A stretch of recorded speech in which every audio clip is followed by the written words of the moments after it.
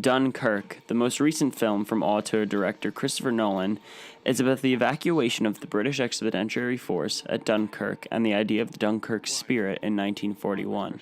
Received both praise and criticism. The majority of the praise that I saw regarded the film's visual effects, historical feel, and sound design. As Christopher Nolan and cinematographer Hoyt van Hoytema wanted the film to be as accurate as possible, as they wanted the audience to experience the events of Dunkirk.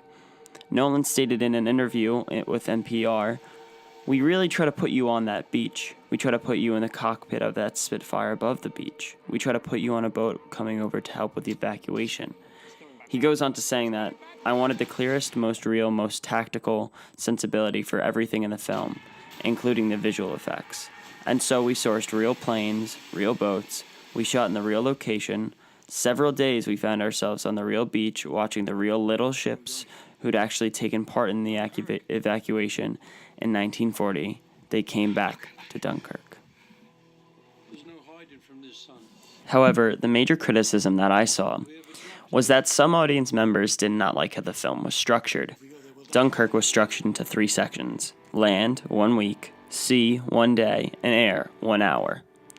The film opens up with the 3 sections displayed on the screen in order, but that order does not stick throughout the film. Audiences had issues with the structure, as it was not told in a linear timeline or in a chronological order. Rather, it would jump around from one section to the next, confusing these audience members. Even I myself was confused until I saw the film a second time, and had the realization that it's like when you read a book. An example would be the series A Song of Ice and Fire by George R. R. Martin. When you read one character's perspective of an event in one chapter, and then a couple chapters later, a different character tells you their perspective on the same event that the previous character and his chapter went through. Like I said before, Christopher Nolan wanted the audience to be on the beaches, in the sea, and in the air alongside these characters, and to experience the chaos and the unorganized nature of war. So by using that timeline in which the film is set up, the audience is able to understand and to react to all of these events that these men went through while seeing all of their experiences and their perspectives in one singular film. This shouldn't be criticism. It should be praise, as it enables those who did not fight to understand the experiences soldiers have in war, where you're not worried about your buddy's backstory or who is doing what. You're trying to survive. It's like taking me back in history. When you get to 98, you think you've seen everything. No, it was so well done. It's like in every detail, it told the story just the way it was. Yes, I'm so pleased I saw it. All my mates have gone now. If you keep living, all your friends have gone. But I liked every minute of that.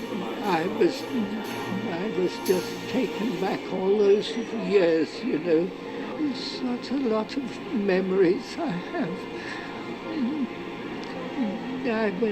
I was 20 years of age. Then I was in the Navy until the end of the war. That's right. But we lost so many of my friends are gone now. I keep going with all my memories. They're all there, and that film brought it all back again.